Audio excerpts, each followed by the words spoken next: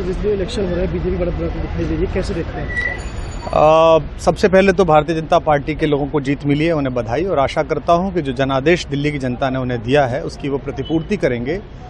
और वे सब आम आदमी पार्टी के लाखों करोड़ों कार्यकर्ता जो अन्ना आंदोलन से आए, जिनके बहुत ही निश्चल निष्पाप और बड़े भारत की राजनीति को बदलने के सपने की हत्या एक निर्लज्ज, नीच, मित्रहंता, आत्ममुग्ध और चरित्रहीन व्यक्ति ने की, उसके प्रति तो क्या संवेदना। दिल्ली को उससे मुक्ति मिली। और मैं ये जानता हूं कि अब जो आम आदमी पार्टी में लोग बच गए थे सत्ता के लोभ में, लालच में, पदों के लिए, उस पैसे के चक्कर में, वे सब भी अब वापस जाएंगे, लौटेंगे, कुछ अपने व्यवसायों में लौटेंगे, कुछ पार्टियों में चले जाएंगे।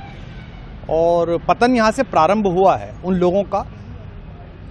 मेरे लिए कोई प्रसन्नता का और दुख का विषय नहीं है, मैं बीच में खड़ा हूँ। प्रसन्नता इस बात की है कि करोड़ों लोगों ने आशा लगाई थी, करोड़ों लोगों ने, लोग अपनी नौकरियां छोड़ के आए थे, व्यवसाय छोड़ के आए थे, दुश्मनियां ली थी लोगों ने, उन सब की हत्या एक आत्ममुग्ध आदमी ने, एक चरित्रहीन आदमी ने अपनी निजी महत्वाकांक्षाओं की पूर्ति के लिए की। उसको दंड मिला, ईश्वरीय विधान से दंड मिला। प्रसन्नता इस बात की भी है कि न्याय हुआ। आज जब कहना नहीं चाहिए, लेकिन आज टीवी पर जब जंगपुरा का निर्णय आया और सामने दिखाई दिया कि मनीष हार गया, तो सदा तटस्थ रहने वाली और राजनीति से विरत रहने वाली मेरी पत्नी जो है, उसकी आंख में आंसू आ गए, वो रोने लगी। क्योंकि उसी से उसने ये कहा था कि अभी तो है ताकत, और उसने कहा था भैया ताकत सदा तो नहीं रहती। तो ये अहंकार आशा करता हूँ अगले लोग नहीं करेंगे, जो बाकी दल है वो नहीं करेंगे, इससे सबक लेंगे।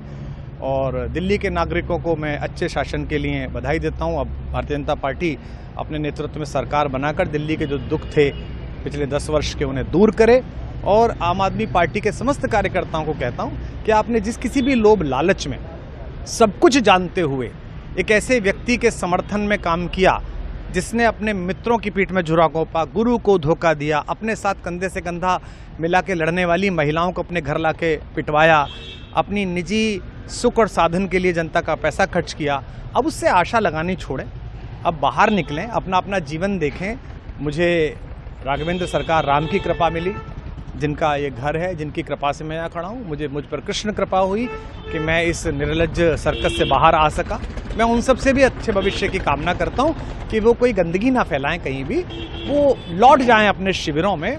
जिस तरह माधव को, कृष्ण को दूत देख कर भी भरी सभा में अट्टहास करने वाला दुर्योधन जो ये कहता था सुचिग्रम नैव दास्यामि बिना युद्धे न केशवः, बिना युद्ध के 5 गांव भी नहीं दूंगा, आज वो अपनी सीटों के लिए तरस रहा है।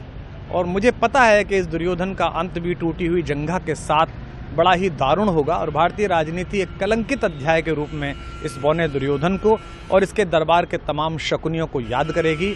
मैं उनकी मुक्ति की कामना करता हूं कि ईश्वर उन्हें इस दुख से बाहर निकाले, और समस्त लोगों को बधाई देता हूं कि चलिए अंततः न्याय हुआ। सर, बात करें दिल्ली के चुनाव या यूपी के उपचुनाव मिल्कीपुर को लेकर, चुनाव आयोग पर तमाम तरह के आरोप लगाए जा रहे हैं। अखिलेश यादव ने कल कहा कि वहाँ उपचुनाव में मिल्कीपुर, ये राजनीतिक विषय है, इस पर मैं राजनीतिक कार्यकर्ता नहीं हूँ, तो इस पर मेरी टिप्पणी शोभनीय नहीं है, वो आपस में सब जाने। लेकिन दिल्ली के चुनावों को लेकर एक मिश्रित प्रतिक्रिया है।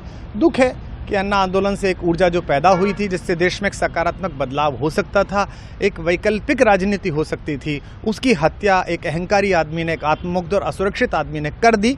मैं आशा करता हूं कभी ना कभी भारत में ऐसा सूर्योदय किसी न किसी दल में अवश्य होगा, जो भारत को जहां पहुंचना है वहां पहुंचाने का मार्ग प्रशस्त करेगा। बहुत धन्यवाद।